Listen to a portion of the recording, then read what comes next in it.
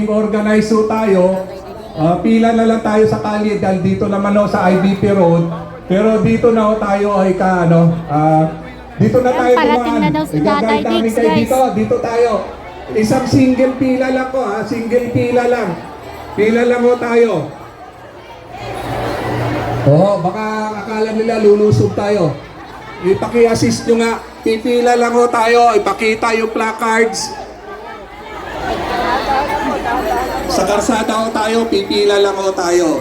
Dahil malapit na raw po si Presidente Duterte.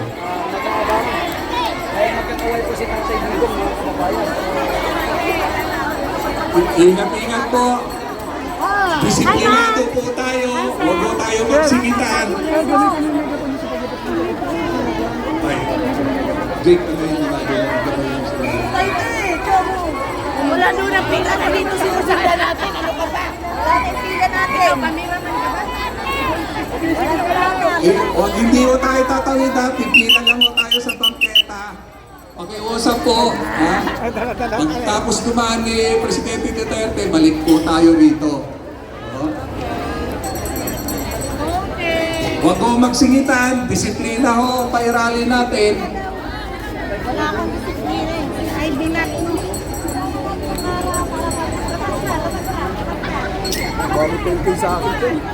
Okay, wow.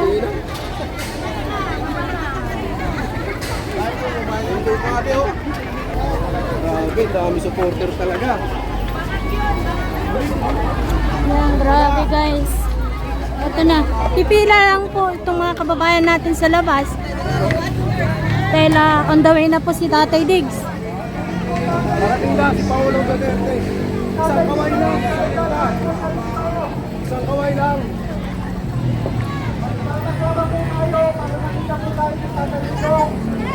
Iba dito sa kabila. Yung iba sa kabila, papunta po doon.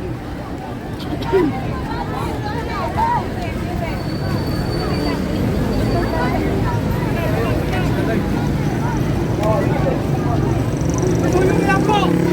Side po, boss! Side po! Sige po! Kasi kayo magkisigan niya, yan! Sige po!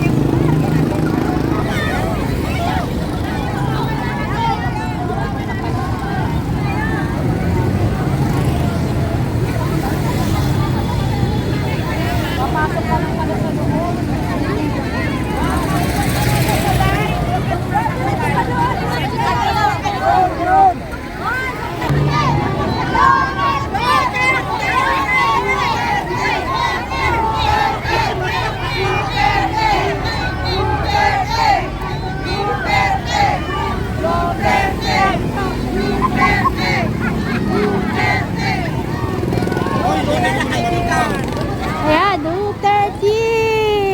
Duterte! Duterte! Grabe! Ayan si ma'am, galing Cebu.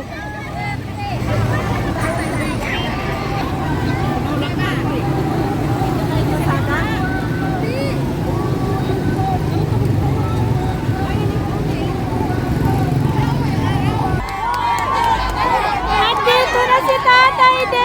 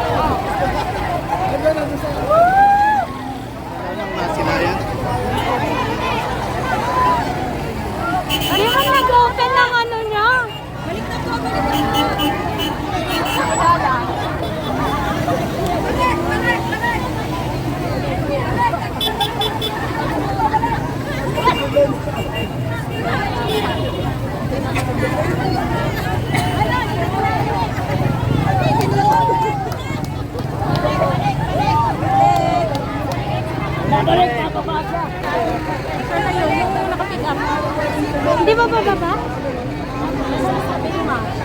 Sana nagbukas mo na ng bintana. Baka dumugin na si guys eh.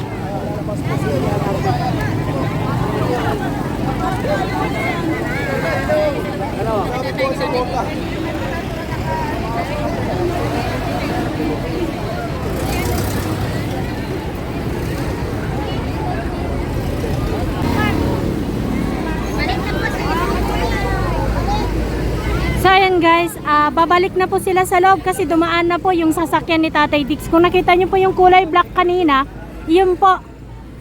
Grabe yung suporta na pinapakita po ng ating mga kababayan dito.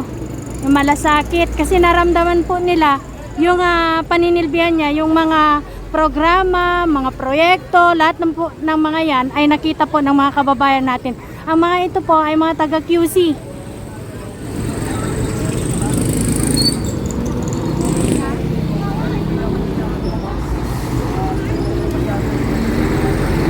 Hindi na po binaba yung bintana ng sasakyan ni Tatay Dix kasi nga guys, baka alam nyo na, for safety.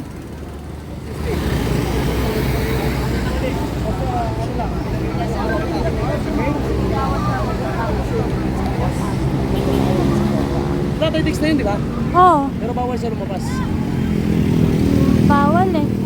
Akala nga nila bababa pero for safety daw. Oo. Dumaan lang. Kumaan lang. Victor Rodriguez. Oo, siya nagsabi? Oo. Ayan na daw yung sasabihin. Yun na yun, yung kaninang dumating. Yung dalawa.